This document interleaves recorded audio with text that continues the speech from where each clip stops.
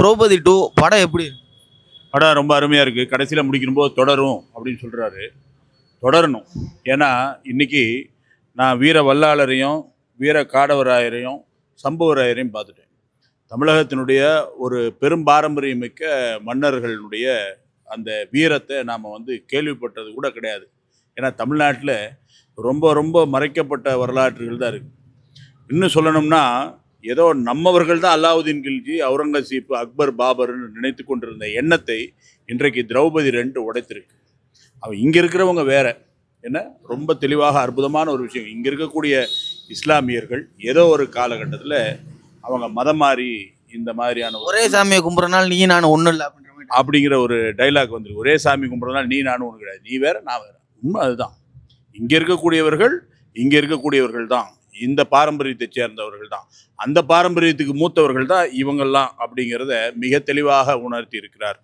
அலாவுதீன் கில்ஜியோ அக்பரோ பாபரோ அதுக்கு முன்னாடி வந்த கோரியோ கஜினியோ நம்முடைய முன்னோர்கள் கிடையவே கிடையாது. நிச்சயமாக நம்முடைய முன்னோர்கள் இந்த தர்மத்திற்காக வாழ்ந்தவர்கள். பல விஷயங்களை ரொம்ப நுணுக்கமாக சொல்லியிருக்கார். தர்மத்தின்படி போர் செய்ததுனாலே நாம் தோற்று போனோம். இப்படியாக பல்வேறு விஷயங்களை ரொம்ப தெளிவாக சொல்லியிருக்கிறார்.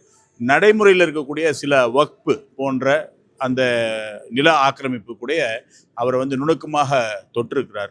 விஷயம் என்னன்னு சொன்னால், இந்த திரௌபதி 2 பார்க்கலைன்னா நிச்சயமாக தமிழர்களுடைய பெரும் மரபு, மிகப்பெரிய மன்னர்களுடைய வரலாறு புரிந்து கொள்ள முடியாதல் போகும், தெரிந்து கொள்ள முடியாமல் போகும். தயவுசெய்து நீங்கள் எல்லாரும் பார்க்க வேண்டும். பார்ப்பது ஒரு டைரக்டருக்காக இல்லை, படத்துக்காக இல்லை, தமிழர்களுடைய பாரம்பரியத்தை தெரிந்து கொள்வதற்காக அப்படிங்கிறது. இஸ்லாமியர்கள் இந்த படத்தை பார்த்து மனசு புண்படும்ன்ற மாதிரி சில கருத்துக்கள் நிச்சயமாக வாய்ப்பே கிடையாது. அதுலேயே இந்த படத்தினுடைய நாயகனாக ஹீரோவாக இருக்கக்கூடிய காடவராயரோட சேர்ந்து அன்றைய காலகட்டத்தில் ஏதோ ஒரு மதம் மாறி போனால் முஸ்லீம் ஒருத்தர் தான் உதவுறதாகவே அது காண்பித்திருக்கிறார்கள். ஒரு நாளும் இஸ்லாமியர்களுக்கு மனது புண்படாது. அப்படி புண்பட்டால் நமக்கு கொஞ்சம் சந்தேகம் தான் வரும். ஏன்னா இவர் எதுக்கு புண்படணும் அப்படிங்கிற சந்தேகம் வரும். அதனால் நம்மை பொறுத்த வரைக்கும் இஸ்லாமியர்கள் மனது புண்படவே படாது. ஏன்னா இது சொல்லியிருக்கிறது தமிழ் மன்னர்களுடைய வரலாறு. அந்த காலகட்டத்தில் என்ன நடந்ததோ அதை பற்றி சொல்லியிருக்காங்க. சுதந்திர போராட்ட காலத்தை பற்றி சொன்னால் ஆங்கிலேயர்களுடைய பிரிட்டிஷ்காரனுடைய கொடுமையை சொல்லத்தான் செய்யணும். தடியடி பற்றி சொல்லத்தான். திருப்பூர் குமரனை பற்றி படம் எடுத்தால் தடியால் அடித்து மண்டையை உடைச்சு சாகடிச்சாங்க, அதை பற்றி சொல்லத்தான் வேணும்.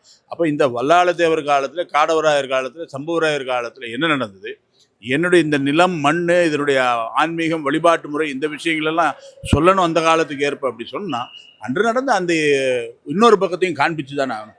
அந்த வகையில் மிக தெளிவாக அற்புதமாக சொல்லியிருக்கிறாரு. இது உண்மையாக மோகன் போன்ற இந்த இயக்குநர்களுக்கெல்லாம் மிகப்பெரிய ப்ரொடியூசர்கள் வரணும்.